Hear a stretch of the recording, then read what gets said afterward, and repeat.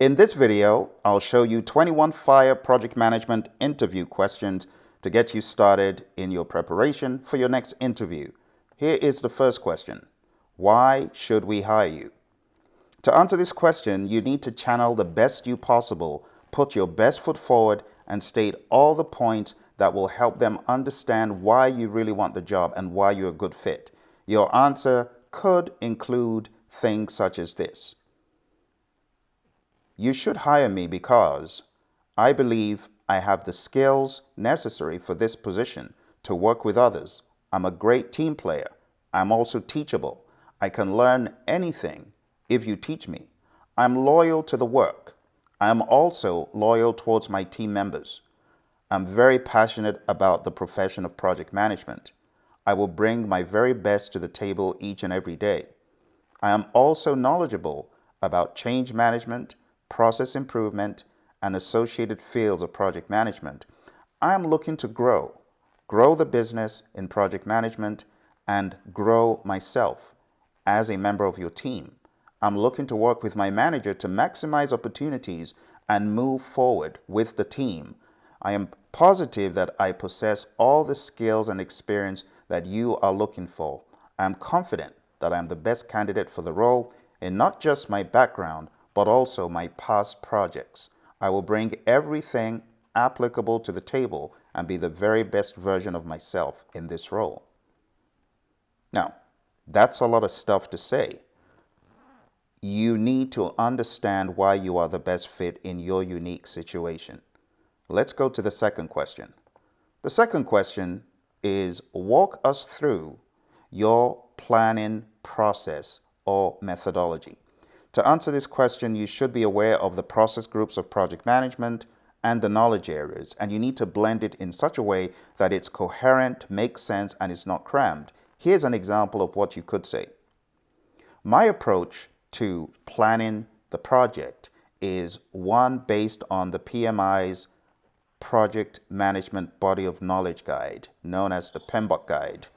In the PMBOK Guide, there are 49 processes based on 5 process groups and 10 knowledge areas. I'll walk through this very succinctly without going into too much detail. My approach is one of tailoring for the project.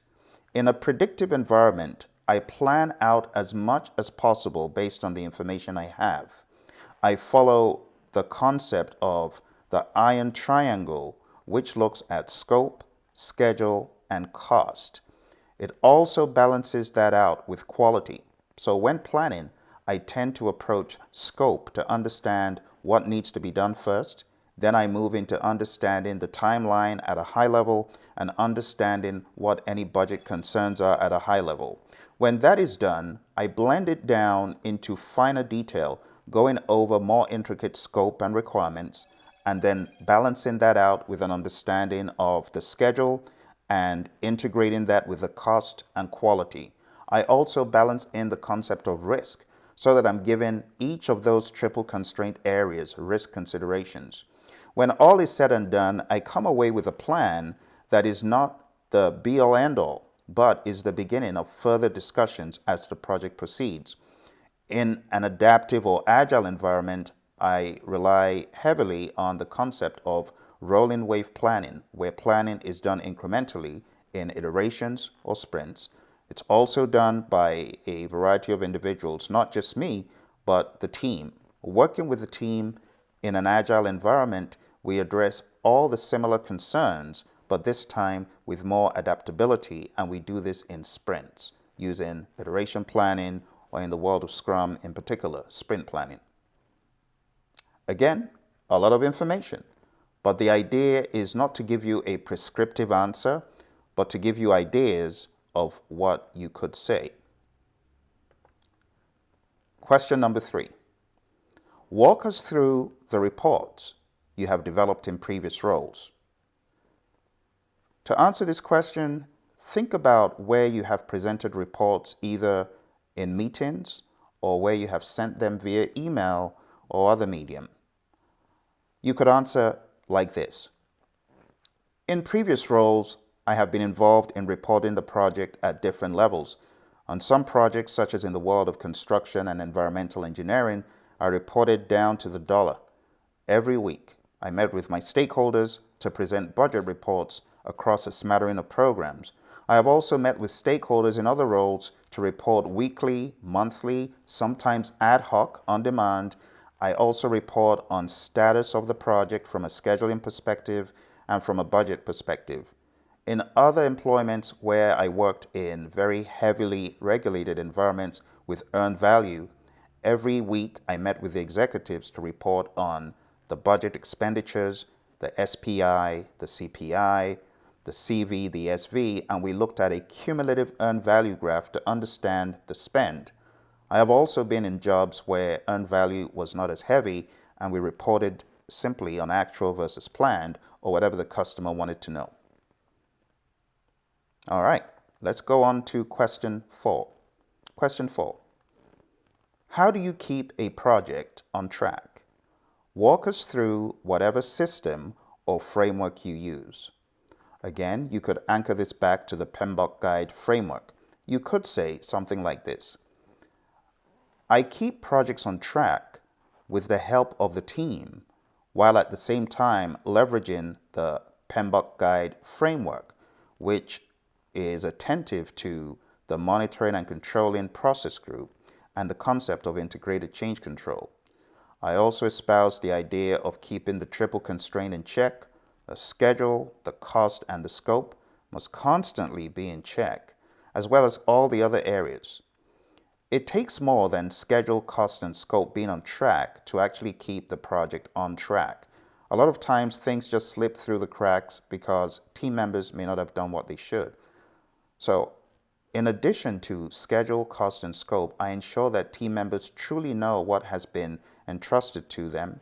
I remind team members when their tasks are approaching because I know they're working on multiple things. And I espouse the idea about team ownership. The team has collective ownership over what needs to be done, and there should also be team accountability. For individual tasks, I rely on my team to keep themselves on track while I act as a backup. I do not act in an overbearing manner, but I definitely remind my team of when milestones and key dates are approaching. Simple like that, but make sure you hit the nail on the head that you do have a system and that you rely on teamwork. Question 5. On a scale of 1 to 10, rate yourself as a project manager and why. So, if you haven't already been doing this, my recommendation is for you to hit the pause button and attempt to answer the question yourself. After answering the question yourself, then listen to my answer and balance it up. This is more of a coaching approach where the best answer may lie within you. And if you listen to my answers before thinking of your answer, it could rob you of the coaching process. So at this point, question 5, if you haven't already been doing it, I want you to get into that mode of answering these questions first yourself, mentally going through how you would do it, and then balance up whatever I have as an addition to the great ideas and answers you may have. So, on a scale of 1 to 10, I would rate myself as an 8. And I would rate myself as an 8 because I believe there's always room for improvement. I'm not at my maximum capacity, and I hope to get to a higher level and then create some room for more growth each step of the way. So in doing that, you've touched on why it's not a 10 and the fact that you're looking to improve. Let's move on to the next question. Question 6. Can you walk me through how one should effectively manage a stakeholder? What are things you have done in the past that can speak to that ability? You could answer like this. My perspective of managing stakeholder is one of stakeholder engagement as opposed to managing the stakeholder. I meet them at the point of their need. I may get a stakeholder more involved through some meetings, some reports. I might even engage them in ad hoc conversations when it is convenient. I pull them in to bring some additional involvement as required, and I pull them in as needed. But I have a solid plan in the very beginning for how I would engage those stakeholders with the team. And it starts off with a stakeholder engagement plan and adjusting the plan, looking at the plan effectiveness. And if the plan isn't effective, I tweak it in order to accommodate whatever the stakeholder needs at that point. Question 7. This is behavioral. I would like for you to answer this on your own before I do again. You walk into a room that has a green, blue, and red disc. Which disc would you pick first and why? Personally, I would pick the red disc first. And my logic for doing that is red is danger. It could be that that danger is something I need to act on immediately. I will also pick the red disc because in a report, bad news needs to come first, and I want to know what that red disc signifies. After the red disc, I would proceed to the green disc. I'll proceed to the green disc in order to confirm that indeed all is good. And lastly, I see blue as being a calm and peaceful color. It's one of my favorite colors, in fact. So I would get to that last because I want to tackle the tough stuff first. And blue is for peace and calm, and that's what I would pick last.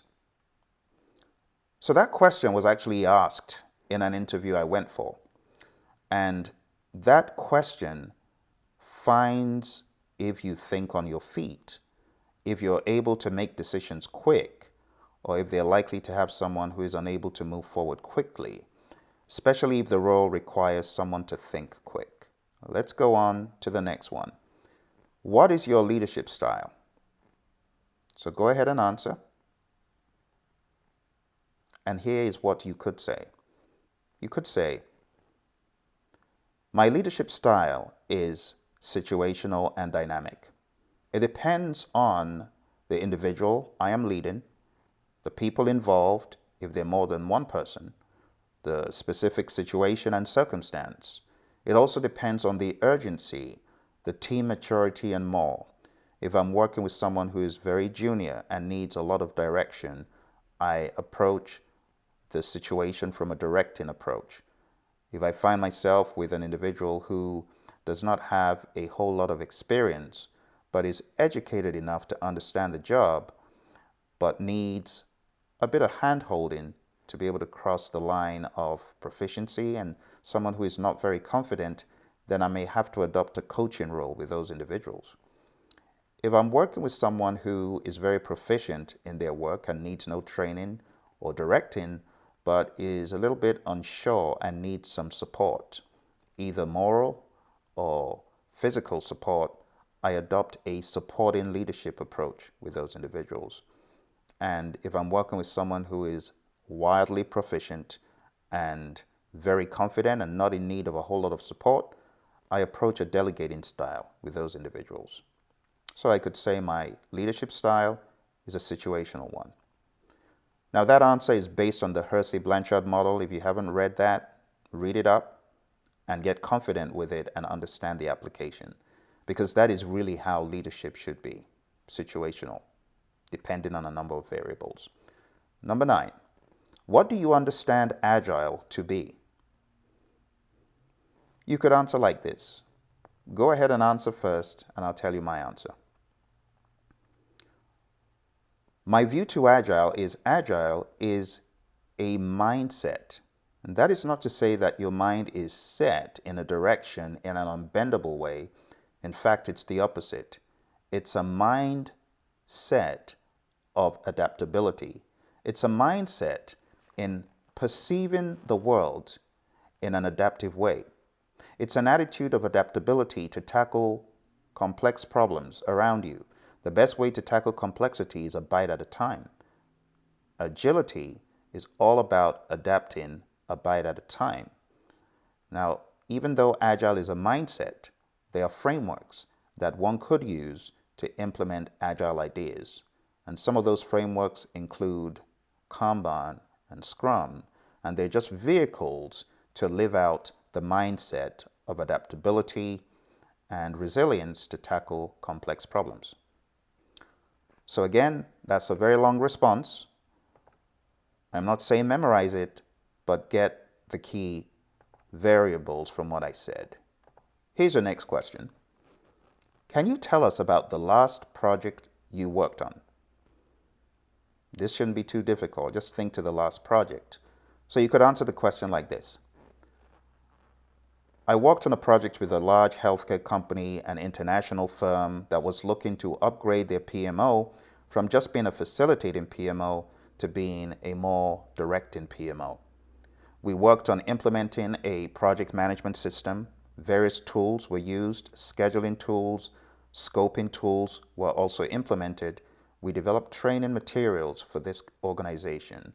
We also developed a suite of leadership, decision-making, problem-solving tools for this organization. We implemented them, and we created a system that the PMO could use to build its people. And that system is being used all around the world. We worked with this organization to not only educate people in project management broadly, but we also got hundreds of their team members certified as PMPs and ACPs. We continue to work with these individuals, but the project was a huge success. You see what I did? I showed success in everything I said. I showed decisiveness in my answer. Know your project and you'll be able to do the same. Number 11. Tell us about a time something went wrong in a project you were managing. I was working on a project in a firm, an engineering firm, where we made an assumption at the very beginning of the project that we were working in a climate that typically was sunny and dry. However, something went wrong. In the middle of the project, it began to snow.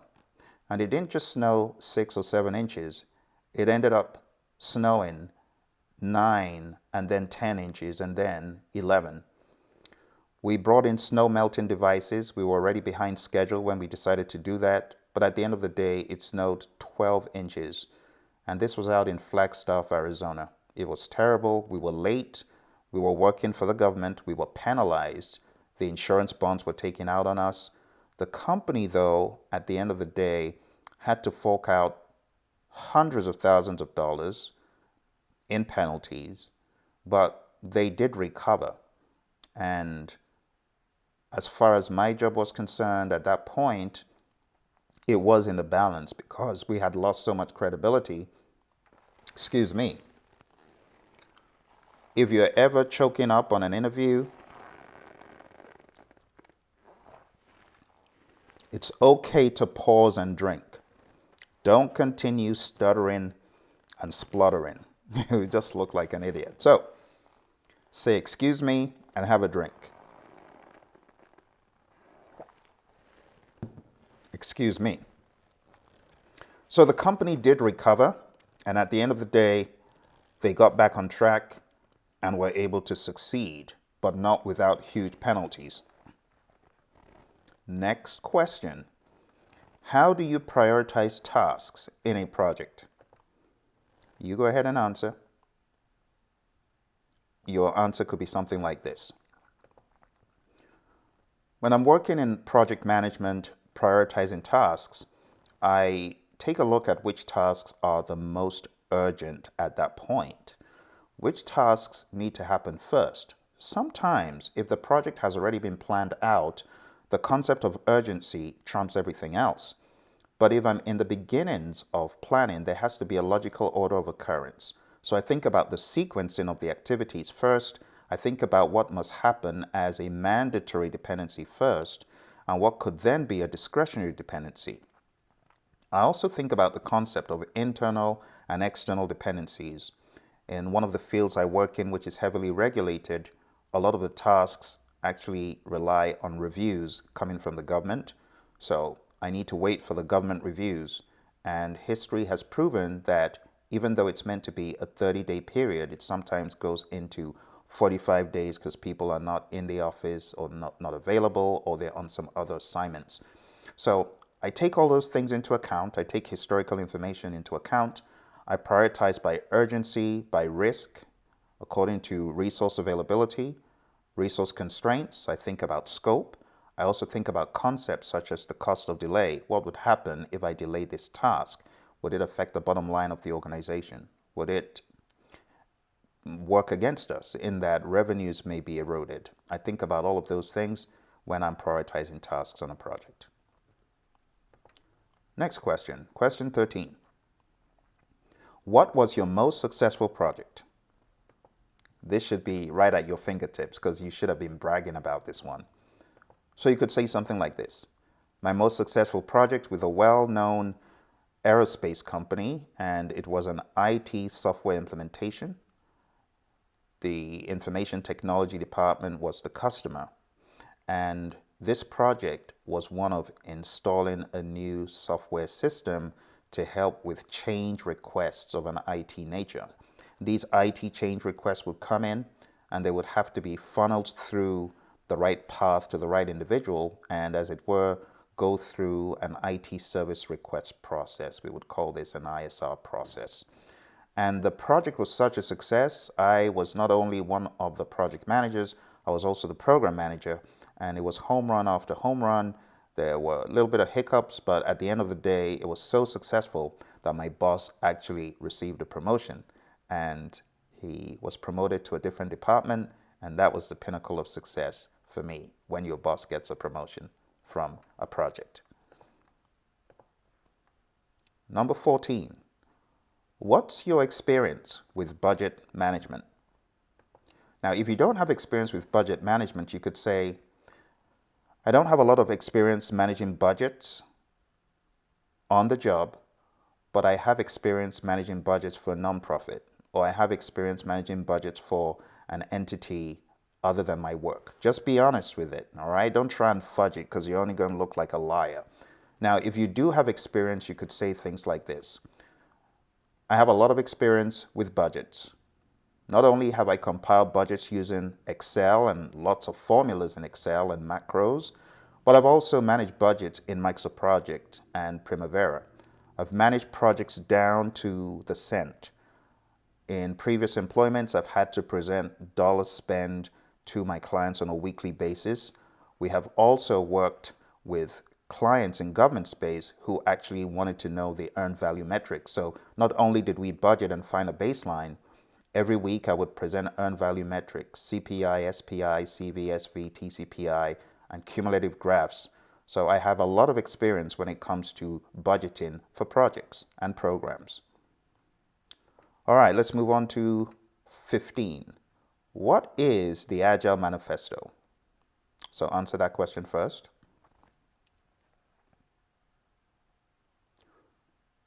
The Agile Manifesto is a set of values and principles. There are 4 values and there are 12 principles.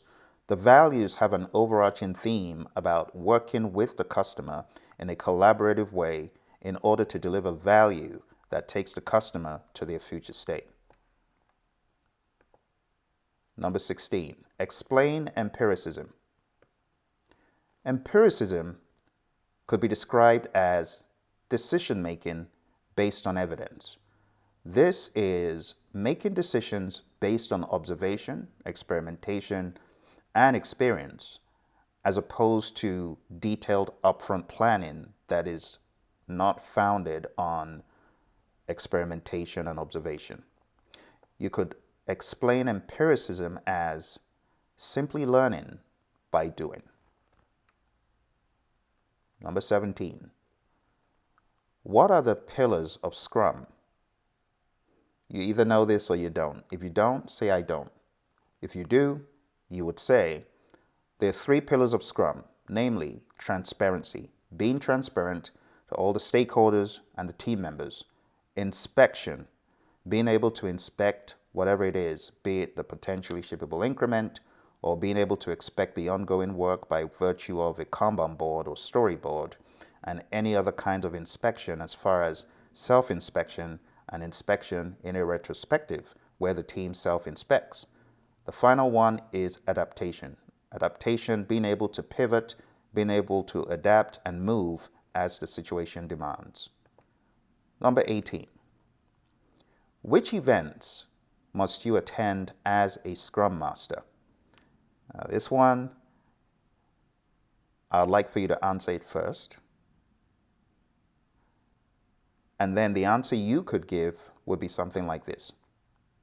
As a Scrum Master, the events that I should attend are the sprint itself, sprint planning, the sprint review, and the sprint retrospective. Now, there's no need to explain those events, but you didn't mention the daily Scrum for a reason. The team of developers, they need to be in the daily Scrum, not you. So that would be how you would tackle that question. Question 19. Which events must you attend as a product owner in Scrum? So you could answer the question like this.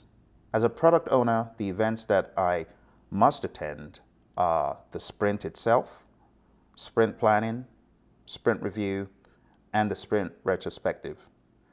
If an organization is involved in other events not mentioned in formal Scrum, such as backlog refinement, then I would engage in those as well. Although backlog refinement should be done periodically, not just as an event. Question 20. Explain how a sprint works as a risk coping mechanism. You could say something like this. A sprint works as a risk coping mechanism by limiting work, releasing value early and often, and enabling frequent learning. In so doing, any risks that I experience on the project are addressed in an incremental fashion, as opposed to putting in so much work and effort and then having the risk of all that you did being irrelevant. In the world of Agile, doing things in smaller increments allows for more frequent tuning and adaptation. As you know, within the sprint itself, we have a daily Scrum, or you could say a daily stand-up meeting, and the idea is to actually adapt in response to the risks around one by virtue of all of these events in the sprint. So all of the 5 events, the 4 events that are within the sprint and the sprint inclusive, are all risk coping mechanisms. Question 21. This is your final question for today. Explain how you lead in an Agile environment. Now you could expand on this, but the summary is this. So you go ahead and answer. Okay, now you could say something like this. In an Agile environment, I lead as a servant leader. I lead as one who is there to serve, not one who is there to command or control. I lead as one who is there to ask the question, how can I help you? How can I assist you? Which roadblocks can I remove from your way? How can I make it a great day for the team? What is a hot button that you need me to get on right away? That's my mindset. It's one of service over being at the center of attention. And those are the 21 questions, my friends. If you are getting ready for an interview and you need someone who has been there, done that, I've been to over 50 interviews. I wrote a book called Getting Rich in Project Management to help people understand how to be an asset to themselves and their organization, how to dominate in this space, going for interviews. I did it till the cows came home. I got 6-figure jobs over and over again. I have a lot that I can help you with. In the past number of days, I've helped people who've been trying to get into top US companies, everywhere from project managers all the way to managers, directors. The list is endless. So if you need help, go on down to the website. It's pmanonymous.com. I'd also appreciate if you subscribe to this channel, hit the like button, and keep returning for more awesome videos in the world of professional project management and Agile. Thank you. I'll see you in the next video.